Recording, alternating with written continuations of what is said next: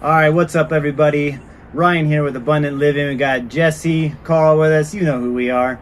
We're back with another episode of the Ecuador Insider Podcast, episode 16. So this might be season 3, episode 1. I don't know. Yeah, we are 2022. 2022. Yeah, we haven't really talked about it yet, whether this would be the last one of last season or the first one of season 3. Either way, glad you're with us. And today we're going to talk a little bit about our personal stories on why we moved to Ecuador. A lot of you ask, whether by email or when you come down and meet us, just like, hey, what brought you down here? Kind of a random place, Southern Ecuador. But yeah, we'd love to share that with you today.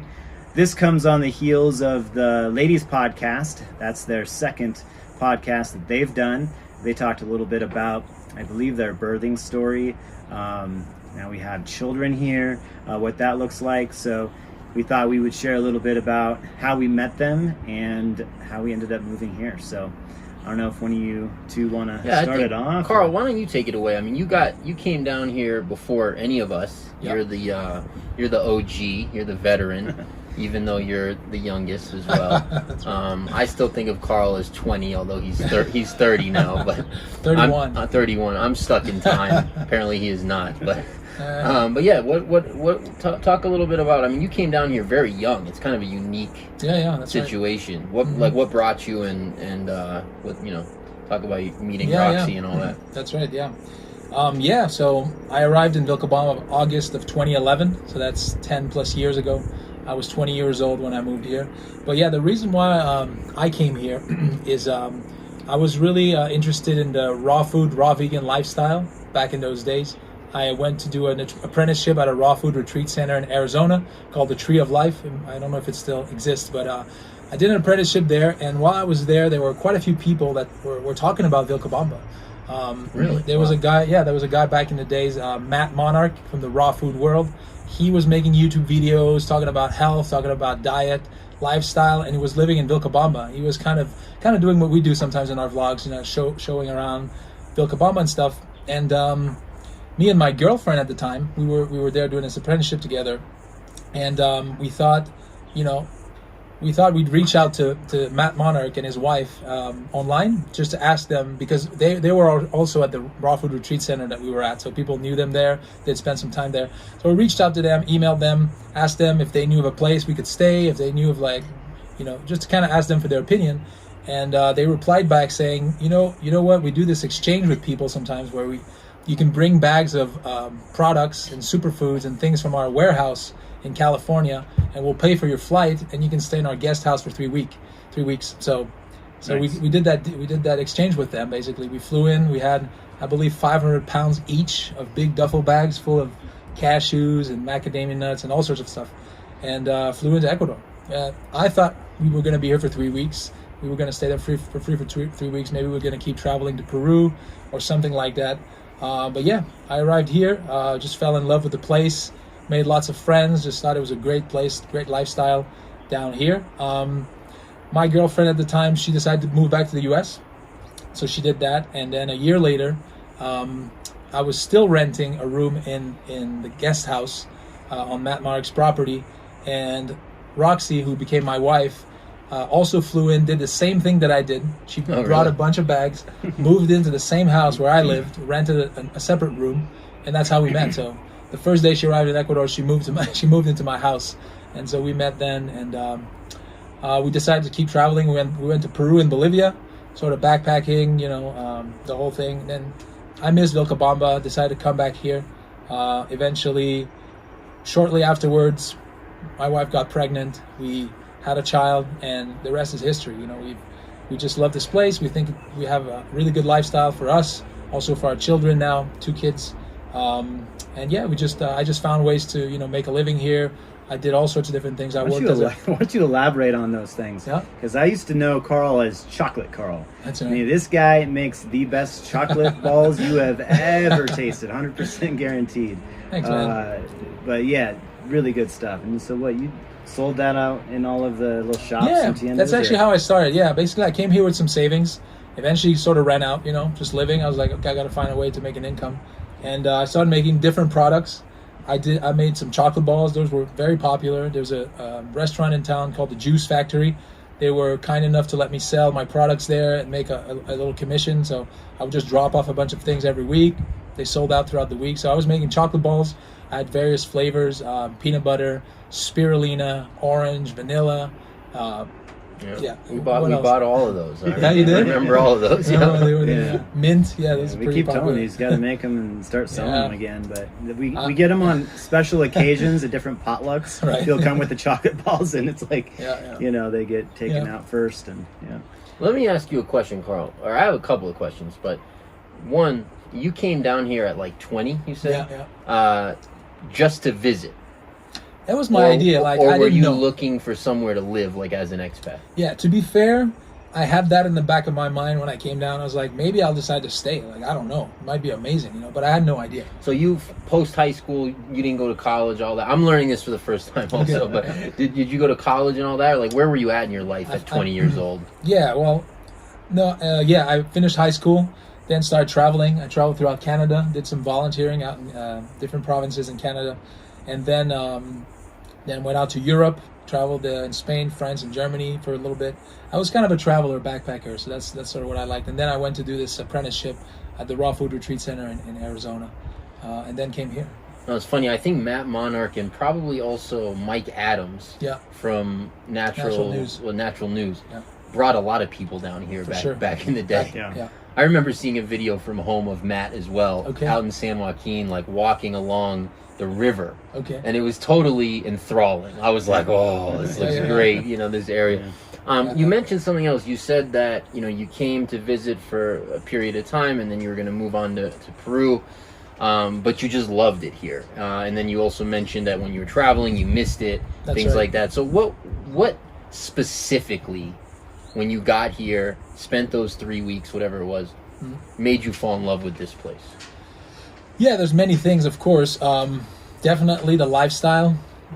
You know, I still love to eat, you know, vegan, raw food and stuff like that. There's an amazing variety of fruits and vegetables, really cheap. You can get coconuts for $1.25. I mean, I get them delivered to my house for 80 cents. Really? Oh yeah. You have to buy in bulk though, right? In bulk. You have to buy in bulk. You have to get that's 30 fine. or something. I need that at a time? content. Yeah, probably. I'll send it to you. That's cool. I'll go in on it with you. Yeah, sure, of course. Let's do it. So yeah, same thing. Yeah, we were getting coconuts delivered there at Matt's. So the lifestyle, the diet, I mean, it just felt like a really healthy lifestyle. Just, you know, eating from the land, buying cheap fruits and vegetables, hiking, clean rivers, you know, all of that was great. But really, for me, I would say, and that was the reason why I came back from Bolivia back to Vilcabamba. It was really the community, the friendships that I've made, how easy it is to make friends, to get to know people. There used to be lots of parties back in those days. They still are. It slowed down a little bit with COVID, but you know, we had some really nice potlucks every weekend on Matt Monarch's land. He had this big basketball court. We'd play basketball out there. You were out there, Jesse, back then. The lifestyle, the weather, right? Cost of living. I mean, it was easy to live here for not much. Renting, you know. We lived before with like $400 or $500 a month. Like, you can't do that here. You know, if you live on the cheap side, it's possible for sure. And even maybe less. You know, Ecuadorians, they make $400 a month, so they have to live with that. The community depends on lifestyle expectations. Of course. Carl's going on the very low side there. And they don't pay rent. They just got their land inherited. That's true. But yeah, not to make false expectations, but it's possible to live here, you know, with much lower cost of living than Canada. I mean, we paid $1,200 a month in Canada for like a 2-bedroom apartment. Yeah. Here you get a mansion, you know, for $1,200. I mean, for a real-time example, we just did expenses for 2021, and my wife and I spent on average $1,500 a month. And you know, I think we have a decent lifestyle. Yeah. We don't live lavishly. And you live comfortably. You do all the things you want to do. You go on vacation. You go out to dinner. That includes vacation, actually. Yeah. So, Oh, cool. Excellent. To Panama. But go ahead. Yeah. No, I mean, that's basically it. Once again, the community. I mean, you know, we've spoken about this before, but like, there's so many good people here, friendly people. I mean, we get clients that come here all the time, and that's sort of what draws them in also, or that's what brings them here as well. It's like, we want community. We want our kids to have, you know, close friends. We want other families that are on the same page. and you can really find that here. So that's why we choose to be in Vilcabamba. We could be other places in Ecuador, but the community here is very unique. The weather is the best in Ecuador for sure. It's a good 82 degrees right now. This is about as hot as it gets today. Yeah. So that's my story. Yeah. And one more question. I probably do too many interviews. I shouldn't be here. But you kind of came. I mean, not really, because you were 20 when you got here, but just to use the term, you sort of came of age here. You kind of arrived as a baby-faced, blue-eyed, bushy-tailed, rainbow vest wearing, sort of like backpacking, like hippie type kind of. Yeah, for sure. Remembering you from back then, and you did entrepreneurial stuff, and you got married, and you had kids, and you're now doing this, and you've done other things in between. That's right. What was that like doing that here? Because it's like, that's very different, I think, than doing that in the States or something. I think so too. For me, I think one of the things, I learned Spanish pretty quickly. French is my first language, so that helped me a lot. I think growing, all of my 20s I spent in Vilcabamba, Ecuador, in the middle of the Andes Mountains. So that's a very unique experience. I can't compare it to something else because I haven't lived anything else, but definitely I learned a lot more of the culture, I believe, for that reason. Because I developed I grew 10 years here, speaking the language, working with locals, living with local people. So I think I understand the culture maybe a little better than other people, I believe. So there's one thing that's distinct. And the lifestyle is so much more laid back here. Like, I don't know. Yeah. I wasn't stressed out. Really, when I started working with Abundant Living, the stress started. The stress started. I don't know, having a family, of course, is a little more stressful, but I know the rat race in the Western world and stuff is like very stressful, and getting stuck, in traffic and stuff in the morning, like none of that here. The culture is so much more laid back. So I think my personality became a lot more laid back. Also, it always was, but I don't think I could do it in the big cities in the Western world. It would drive me crazy. Yeah. Especially knowing what you know now. That's right. Yeah. You want to share? I was thinking he's been here for the longest, and you're second to longest. And, going in order of time served. All right. Sweet. We're convicts. We're not inmates, or is that the other way around? I don't remember, but we've been in for a while. Yeah. Okay. So my story is pretty different. So I was older in life. Certainly, I got here in July of 2013. I think I was about 30. So I was a little bit older in life, about 10 years older. I had a daughter. I had a 5-year-old at the time. I was pretty well established as well, in my career in the States. So it was a significant decision to uproot, my financial activities and my life and my family and my kids and, or my daughter at that time, and come here. My motivation was really more so based on the world I thought was coming. I didn't know when, but I felt like there were some things going on that made me nervous about continuing to live where I lived, which was in New York. So, at the time I'm in New York, I'm getting an MBA, I'm investing in real estate, but I'm also concerned about things like the dollar, and some other things that are going on, and I'm wanting a change. So I basically, me and a former high school friend and business partner, we came up basically with a list of like the things that we either wanted or didn't want. Mm-hmm. And that included things like weather, safety, ease of immigration. We didn't want to be on major fault lines. We didn't want to be near big volcanoes. What else? We didn't want to be on the beach, like with tsunamis and stuff like that, even though I really liked the beach. We wanted the year-round growing season. We wanted the pure air, the pure water. I might be missing something, but that's the gist of it. And it was really the Southern Ecuadorian Andes that was really the only place. Oh, we didn't want to be next to nuclear power, things like that. We liked the Southern Hemisphere also. The Southern Hemisphere has 10% of the world's population, approximately. Yeah. Interesting. So we had a whole bunch of things, and we kind of narrowed it down to Southern Ecuador, and then I made the jump sight unseen. So I sold. I had a couple of buildings in New York. I sold them. I got everything in order. I fought with my daughter's mother incessantly about, I was doing it. I was just going to do it no matter what. So it was not easy, but I spent about a year kind of selling things and getting everything in order and convincing my daughter's mother to allow my daughter to go and those sorts of things. We got the lovely wildlife here behind us. Those birds are funny. They'll like squawk at each other, and you get like 6 or 7 of them doing it, and it'll drown you out. You like have to just wait a second till they pipe down, and you can continue your conversation. They're so beautiful. Like in my house, in the morning, if it rains in the night, they come in the grass and look for worms. Sure. And I mean, there's the bright yellow ones. Then there's these bright red ones that are just 100% red. Oh, yeah. And then there's all the normal ones you see all the time, but the yellow ones and red ones are amazing. Sweet.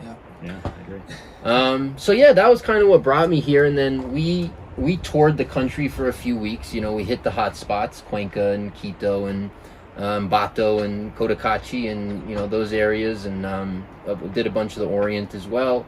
Hit the whole coast, Manta and not the northern coast, but everything else. Traveled around the country. We had the intention of finishing in this area, thinking from our research online it would probably be where we wanted to be. We wanted to do a big development project at that time, and so our interest was sort of an off-grid, sustainable, high-end development on a large piece of land. And so we really settled in on this area, traveled the country, saw it. Since I've traveled the country a lot, I love this country, but this is definitely the area. Our beliefs were confirmed, certainly, after traveling the country and then coming here. It just has a different vibe. It's a little less developed than some of the other areas. It's much safer than almost everywhere else. And, the weather and just the overall vibe of the place, it's different. It's definitely its own thing, and that really appealed to me. Checked off all the boxes of your the list, for a place to live. Exactly. So that's kind of my story, and then I've been here since. Hi, All right, we're supposed to talk about wives. So my wife I met here as well, in Vilcabamba actually. I think I was living here at the time. I didn't move to Vilcabamba. I moved essentially directly to Loja, but I think I spent about 6 months in Vilcabamba at the beginning, and then a few months in Landangi, and then Loja. But she was working at an internet cafe here in town. Oh, really? I was robbing the cradle. She was about 18 or something like that when I first saw her, and that's what I did. I did and then actually, it's a funny story. Actually, she makes fun of me to this day for this. I was a little nervous, so I wanted to talk to her, and I knew she worked at this internet cafe. So I went in there to do a recarga, where you put more money on your phone, like you buy more saldo, more minutes. And I gave her the wrong number, and I put like $20 on someone else's phone, and then I had to do it again. So I spent like $40, and no one even does $20 recargas. Like I was new here, I didn't know what was going on, right? I'm like the moron, gringo, idiot, the American. And she thinks I'm totally nuts. This is like one of our first interactions. She's like, this guy just gave me the wrong number. She thought I was going to get upset and blame her, and I'm like, no, I wrote it wrong. Like, but that was one of the first times we met. Anyway, so she was working there, and things went how they go. Cool. Had a couple children. Have a couple children. Got 3 now, so quite a zoo in my house. If anyone wants to come down and take them for a week, babysit, you guys could just stay in my house. I'll just go somewhere else for a week. It's no problem. But yeah. So that's what I got going on. Cool. Okay. Very cool. Fair enough. I'd like to point out there's quite a few people that I've met that have a similar the similar idea that they have a bunch of boxes that they're trying to tick, and Southern Ecuador, Southern Match, especially for natural disasters, is one of those, right? Mm-hmm. And all the things that you mentioned. But if that's something you're looking for, there's very few places in the world that tick those boxes. That's right. For natural disaster, right. It's true. All right. My turn. Check time. All right. Got about 10 minutes. Ooh. All right. Yeah, grab some popcorn. Here we go. So my story's a little bit different than these guys. So I've been here for a little over 4 years, and my wife, Amy, who you guys know from the Women's Podcast, is American. So we came from Washington State, and we knew about Vilcabamba from her parents, who actually recently sold Madre Tierra Resort and Spa. So yeah, it's a little hosteria here in Vilcabamba. So we had made a couple visits, and I don't know, it was interesting. Like I was in sales, corporate America, 15 years. You guys were out in Washington State, right? Yeah. So I mean, I was doing the whole rat race thing, right? Like I was, grinding, meeting that monthly quota, weekly sales meetings. Where are you at? Oh man, don't miss those days. And there was a lot of pressure, right? Just in corporate sales and meeting all of that I was starting to have a kind of a distaste for working there. And Amy and I, we really desired community. We really wanted to be a part of something, and it was really tough for us to find really good friends in Washington who would be able to have the time to hang out. It was always like, hey, do you want to hang out? They're like, yeah, but let me look at my calendar. And it's like, oh, I got an opening in 6 weeks. Like, oh, great.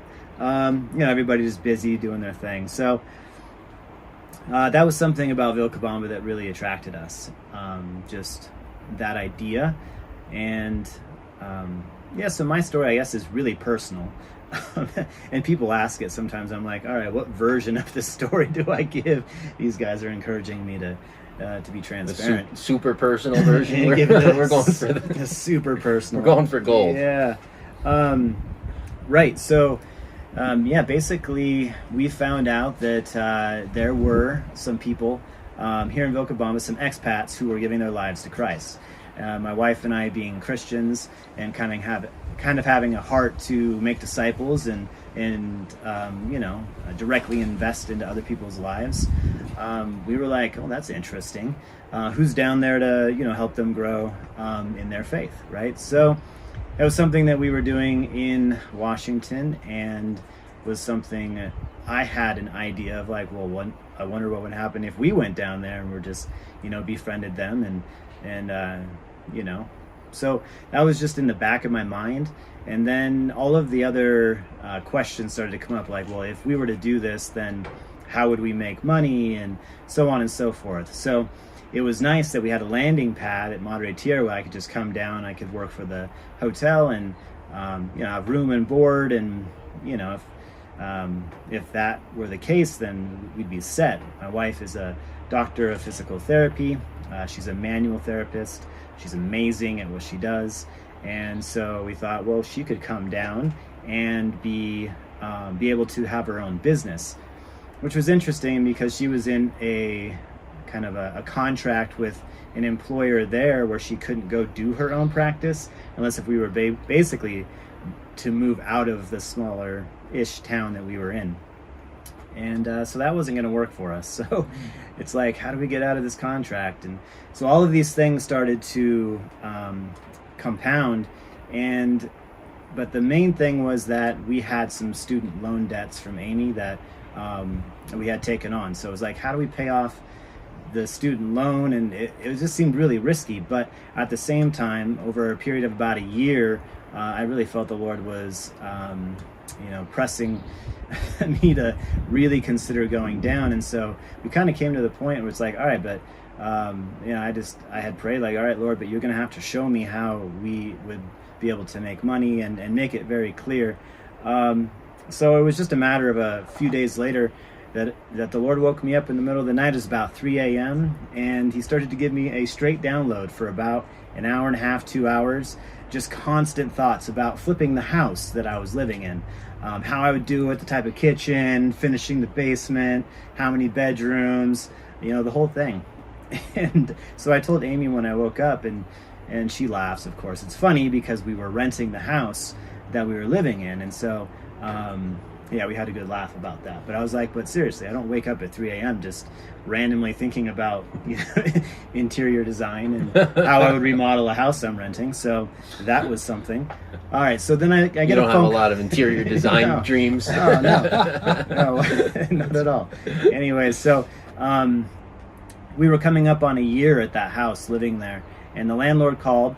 and it was like, hey, are you going to renew your lease? And we're like, oh, we don't know. We're, trying to get out of this contract for Amy and maybe trying to move somewhere else. We just don't know what we're doing.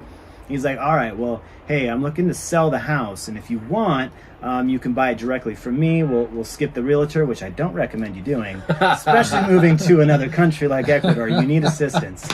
That was great. Yeah. No, but I mean, right? I mean, what are the odds? That next day, the very next day, really cool. right? And so, anyways, we had a conversation about what he'd sell it for. He used the previous year comps, and in the market we were in, the real estate market was booming, and so it had increased like 30% year over year. And so he gave us a sweet deal.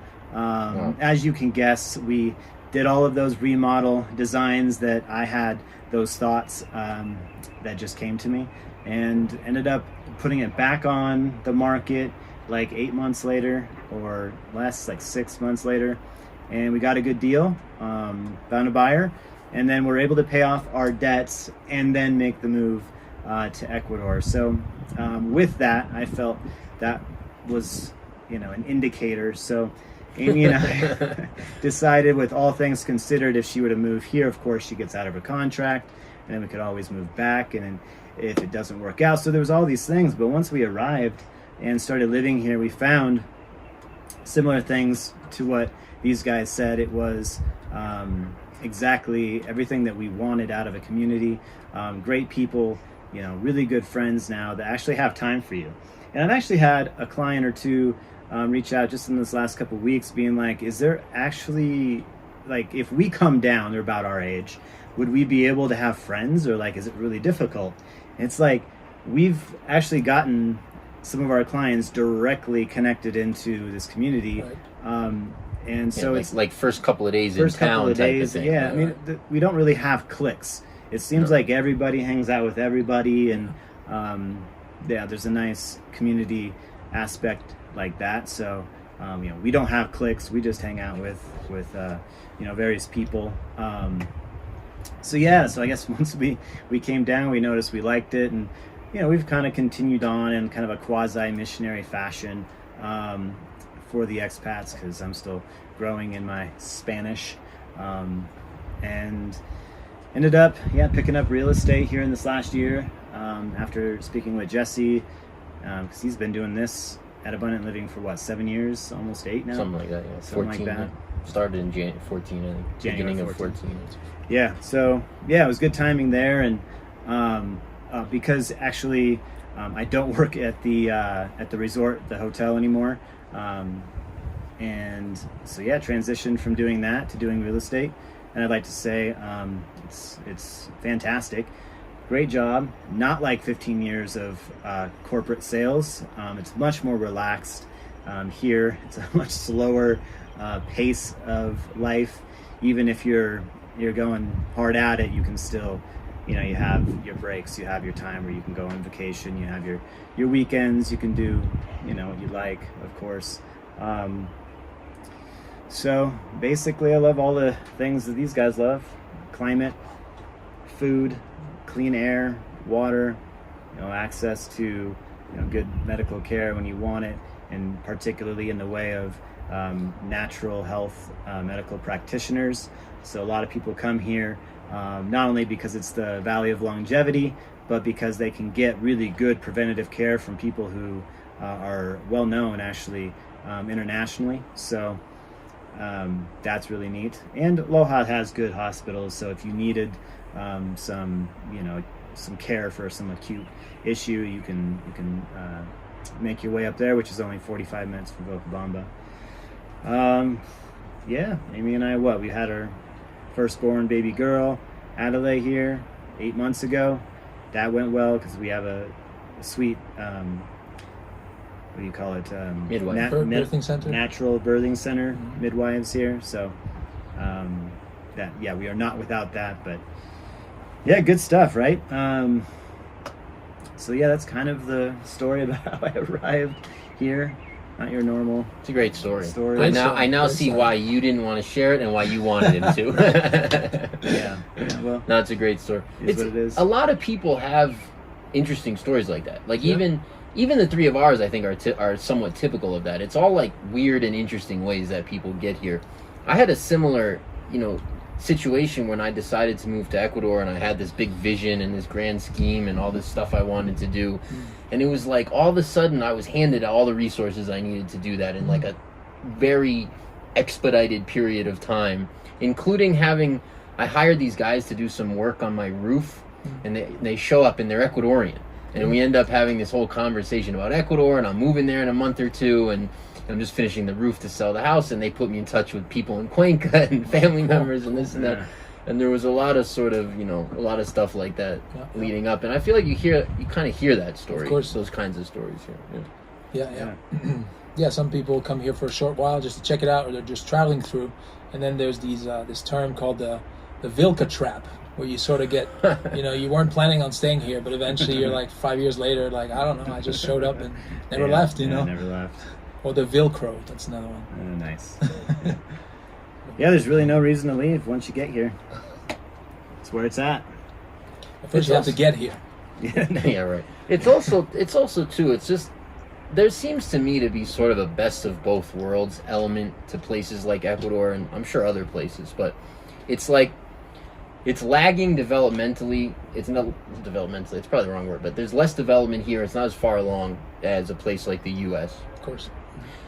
But then also that goes along with that, there's much less regulation. There's much less sort of, it's a freer economy, which is actually a funny thing to say about this country, because it's not ideologically necessarily slanted that way, but it isn't actually a freer economy, because the U.S. has a very well-functioning system of controls and mechanisms and regulations that people follow, right? And so, whereas in Ecuador, things are much less by the book. There's a lot more maneuverability, but you do have the first world stuff you would want. So to me, it's kind of a very much like a best of both worlds type of thing, where you have the amenities. It's not like the roads. The roads are great, the internet's great, the water and electricity and all that stuff is as good as anywhere in most places. And you have sort of a developing market where you're still kind of free, and you still have more ability to maneuver and do things and make moves, and you have the culture and sort of the vibe that comes along with that, right? So everyone's much more relaxed. You have it's a much sort of, you could probably just tell by the vibe of us sitting here, right? It's like a much more, like if we were in New York doing this, we'd be up like this doing that, right? It would be like a different thing. Exactly. Well, like Carl and I both have 2:00 appointments. It's 1:41. Yeah, we got to wrap up, but it's still pretty chill, because in Vilcabamba everybody's late. So we try not to be but then we're always waiting for other people because everybody's late here all the time. I was late today. I don't try not to, but it's chill, it's very relaxed. Right. Sorry, I interrupted. Not at all. I was done. So we got to get out of here. You're absolutely right. So cool. Yeah. Well, good. I mean, I'm hoping you guys enjoyed getting to know a little bit about our personal stories on how we made it to Vilcabamba, Ecuador, some random small town in the southern Andes of Ecuador. But we're here. We'd love to help you guys out in your relocating here. We have a ton of videos on this YouTube channel, so feel free to go back. This last year, we put out a decent amount of content. We would like to continue to make more content, more educational videos. If you have any ideas yourself on what you'd like to see from us that's not on our YouTube channel, leave a comment in the comment section below. Make sure you subscribe so that you help us out, because it really does help us when you guys subscribe to this channel. I think less than 30% of you guys who watch our videos are subscribers, so we appreciate your support. If you just hit that subscribe button, or smash it if you want, and give us a thumbs up for this video if you like it, and hit that bell if you want to be notified of the upcoming videos. And you do. You definitely do.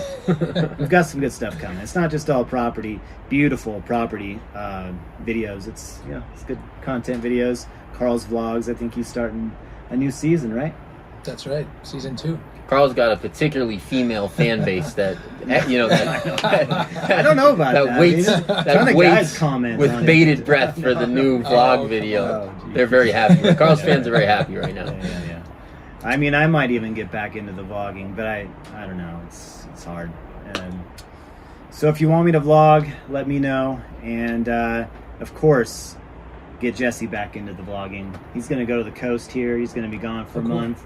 So maybe some of these videos that we come up, the podcast videos we come up with will be him on the coast, and we'll have to zoom it.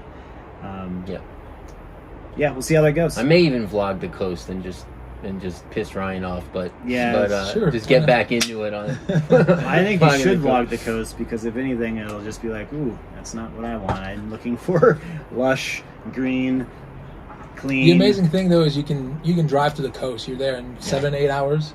I mean, it's not that far away. You can. That's the best of both worlds to me. Is living here but being able to go to the coast for a couple of weeks. Twice a year. That's great. Yeah, absolutely. Agreed. All right, guys. Again, appreciate you tuning in. If you've made it this far, we appreciate you, and we'll see you on the next one. Thanks, guys. Peace. Peace.